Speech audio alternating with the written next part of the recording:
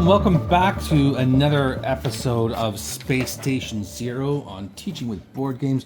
My name is Craig Thompson Wood, your host, and I am bringing my band of nerds here through the Space Station Zero. They're living on borrowed time. They've lost one member, two are roughed up. One was injured, but is now back with the team. That's Kroknuk, he's the chief scientist. So he's back again. So on the last mission, we had... I actually realized I made a little mistake where Dairak was the only one able to resist that poison gas and shut things down, and they were able to think. But everybody was just attacking him because they were all under the influence of this rage gas. But they should have treated each other as enemies as well, not just Dairak, but it is what it is. We're just going to leave it at that. So what's happening now is the nerds here, they've come through and they are in an mission called Shuttle Bay. So I've set up the terrain, but I'm purposefully sort of pointing down a little bit right now because this is what the nerds are facing today. So the game said to put the challenge to the challenge contains the following obstacle the crew must overcome: a warship. Now I don't have a ship model, nothing that size. I could have modified something, little bits here and there, like to look like guns and whatever. But this thing's huge, and this thing kind of fits the bill in terms of like this gigantic mechanical monstrosity that we're trying to overcome. So once again, we find ourselves in a fight. And making me think that, maybe, a team of scientists was not the best way to go in this game. It just seems, Heroku has done like the lion's share of the work, just absorbing hits and stuff like that. But is what it is. Or maybe next time, go with more soldiers and less scientists. Anyway, extremely tough. I mean, there was times where, Heroku wasn't even able to overcome and somebody else did, like in the last mission.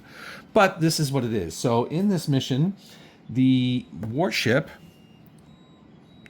here. Now this is, I got this from My Mini Factory. An artist by the name of Mezgeik does this series of miniatures called the Dredge. And they're kind of like deep sea diving. They got the old diving helmets, but they're like nurgly, right? They've got coral and tentacles and all kinds of stuff. They're really, really cool. Love them. So I've been doing up an army of that. So this is from my Dredge Force. This is something he's done. So it's like a small Titan. So I just thought I'd use it for here. It'd be fun to actually get it out and use it for something. So this warship, quote unquote, has 25 life. Move 0, so it can't move. It's just sitting there in that spot. So now this spot is 8 by 10. So it's marked by these things here. Those mark the corners. So anything inside there. Now I'm starting to get into its zone, shall we say? So it has the ancient warship is AI controlled, and it seems to have recognized you as foes. Even though it's trapped in the bay, cannot fly or run or move, its weapon systems are still deadly. The warship has 2 sets of stats, one if you're playing solo and one if you're playing co-op. So I'm playing solo, I'm just going to move on. The warship may activate 3 times each turn, plus 1 additional time if you're playing extra crews, which we're not. So it's going to activate 3 times every turn. It may not roll to retain initiative. So it has an armor of 6, which makes it extra hard to beat, just combatively. So it has the following weapons: scatter lasers, so it's going to fire these things in order. So the first thing it'll fire every round will be scatter lasers. Then it'll fire plasma cannons. Then it'll fire fragmentation warheads. Then,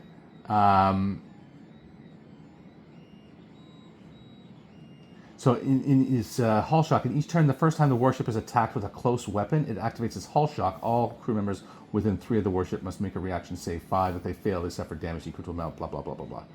So, so fighting the ship, 25 wounds, combat 7 is hard enough, but then it's also armor 6.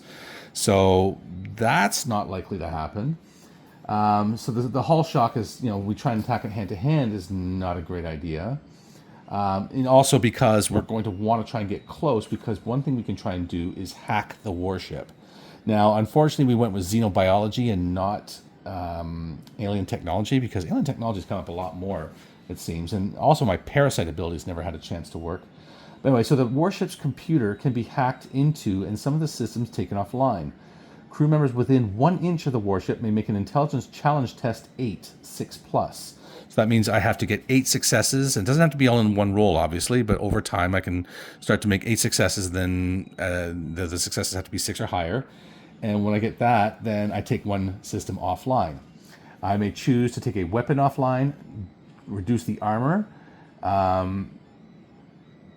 The blade of armor of the warship can be suppressed. The armor of the warship is now 4 instead of 8. Where does it say it's armor 8? Maybe it means 3 instead of 6. So here's another, yeah, because it says very clearly, it says there armor 6. Then in the thing here,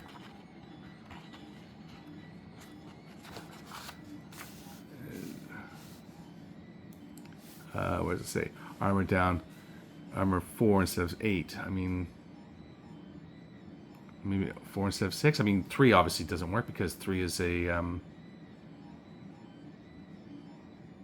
3 is an odd number. It can only be even numbers to hit.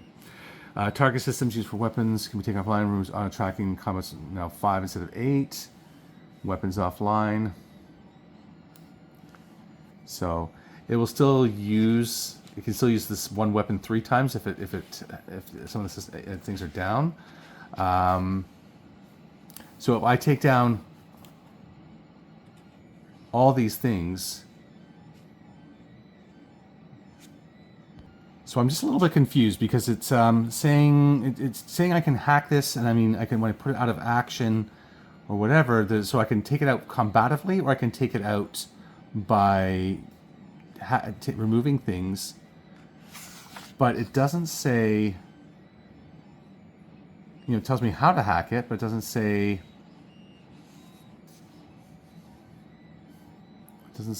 how many things do I have to hack to take it down.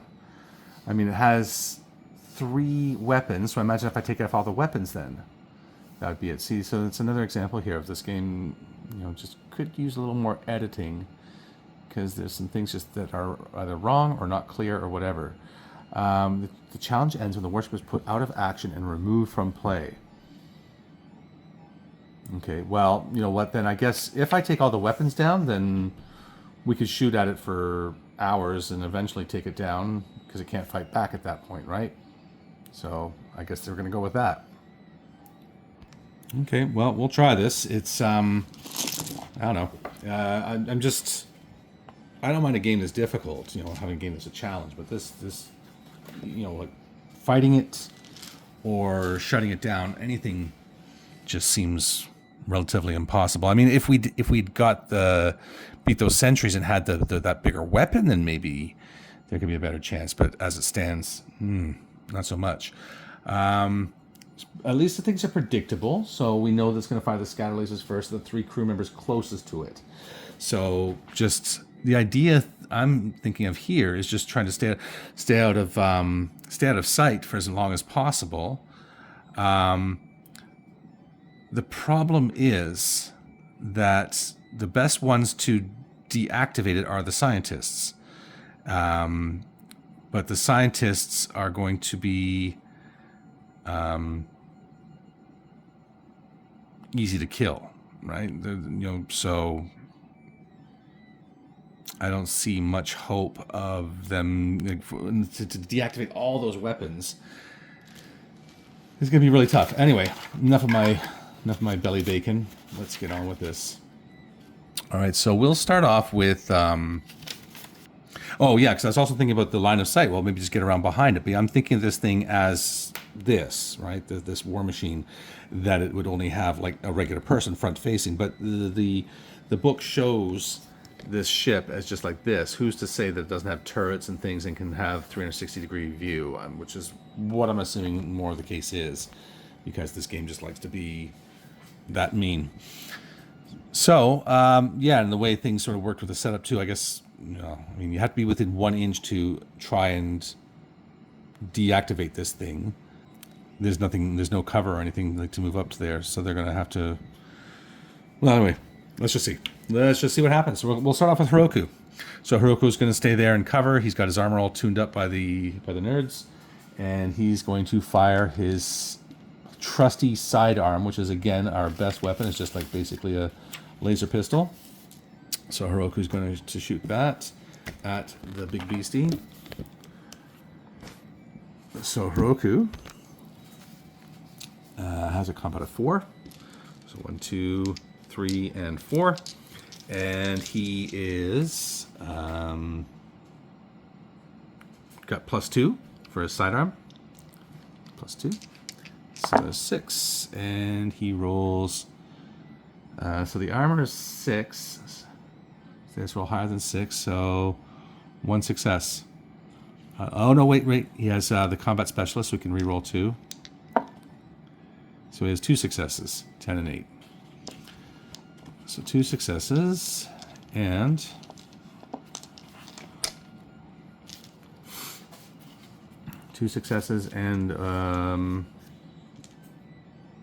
the thing then has 7 combat to resist.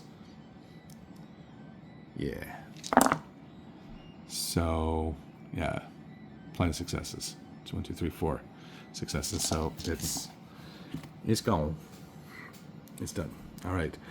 Do we maintain initiative? We do not. So it's going to do its first attack. So let's use a counter here. We'll use this dice here. So it's on its first attack. Its first attack is the scatter laser. So 3 crew members closest to the warship make a reaction save 5. If they fail, they suffer 2 damage. Well, Heroku's the only one. He's only got a reaction of 3. So this is an example of like why I'm getting frustrated with this game. So reaction save 5. If they fail, they suffer 2 damage. Well, of course he's going to fail. I mean, who has a reaction of even 5 or higher? So even if he had 5, you'd have to make 5 saves, and there's no chance for armor or anything. So okay, so Roku's taken 2. So 2. All right, so back to the nerds, and we'll run Iskar up because he's got his practice scientist, so he can at least re-roll some stuff. He's going to hide back here where he can't be seen. And then roll to maintain initiative. We do.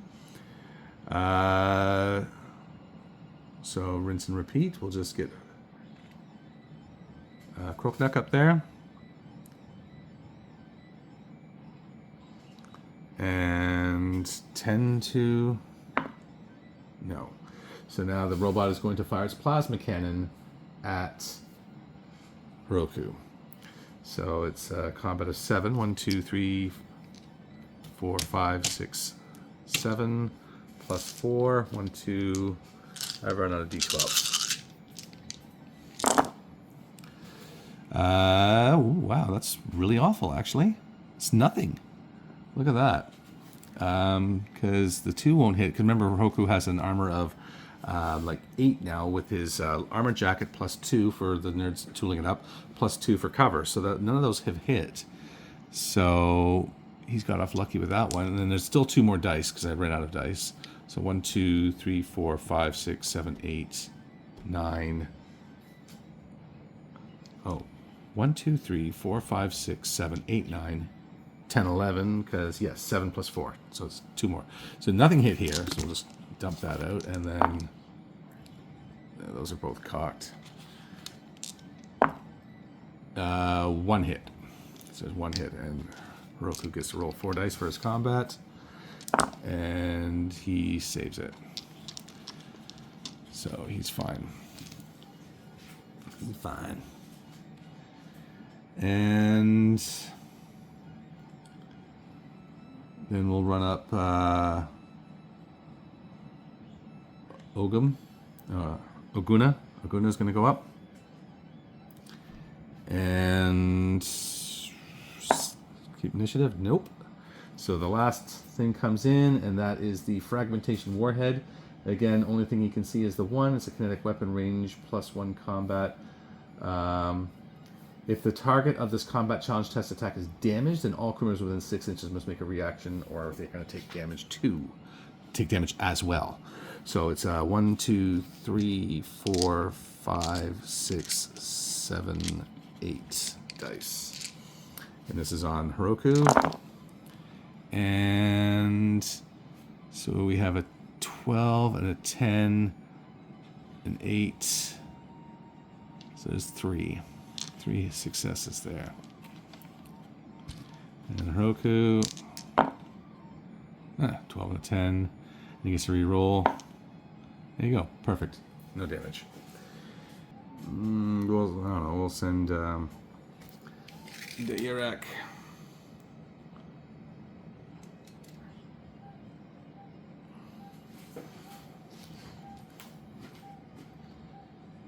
We'll send Iraq this way. And that's the end of the turn. Oh, sorry. Iraq ran down here. It's the end of the turn, so what we'll do is we will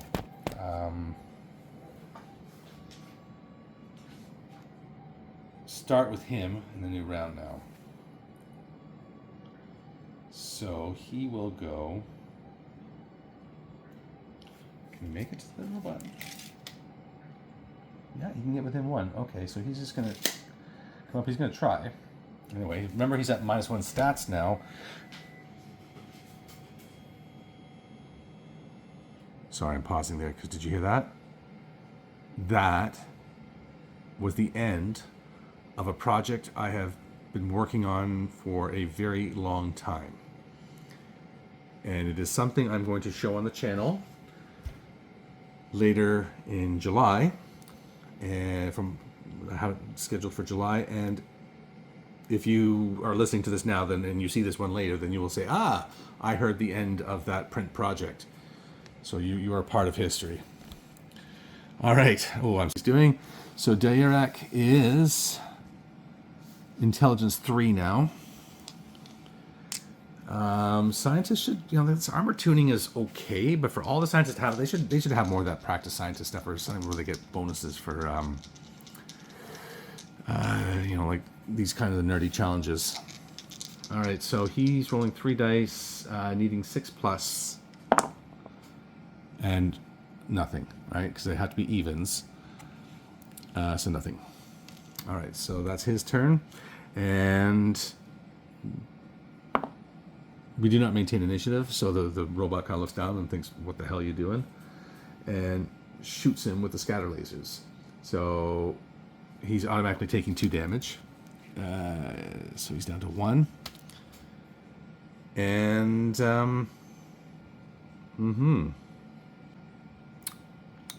yeah, I guess he's going to die. If I remove more of the team up, then they're just going to get caught up in the blasts of things, like in the fragmentation warhead. So, yeah, what you gonna do? Well, Heroku's gonna shoot. Maybe we'll get lucky somehow. 1, 2, 3, 4 for his regular combat, +2 for his this thing. So yeah, so that's 1. We're back to that. I forgot to do that last time around. So we have 8s, a couple 1s there. So we're going to use his combat ability to re-roll those 2 1s, and 1 success, and 7 combats. Yeah, of course he blocks it.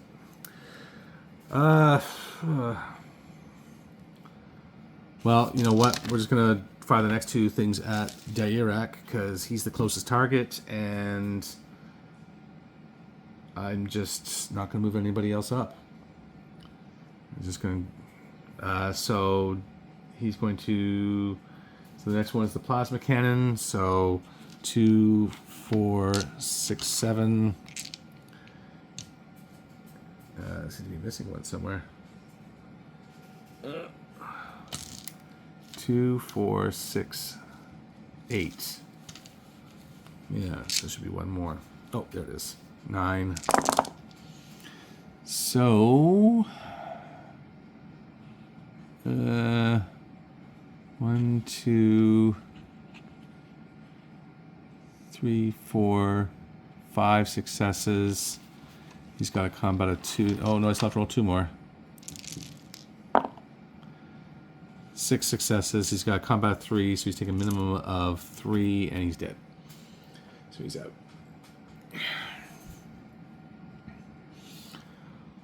All right. Okay, so our turn. And so I will.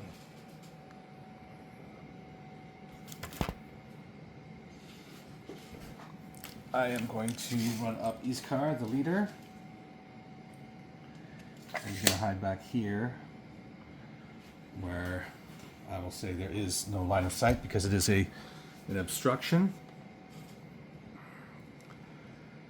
So then that means the fragmentation missiles will go into Heroku because he's the only one that can be seen. So it's 1, 2, 3, 4, 5, 6, 7, 8. And we have 12 and a 10 are the only two that would be successful. And so Heroku then rolls 4 combat dice, and he's got, yeah, he stopped it. Well, we will just run the rest of the team up. No. I'll run Oguna up there. So Oguna has also joined the captain behind that thing. And we're just gonna feed this behemoth one at a time. No, you know what though? It is...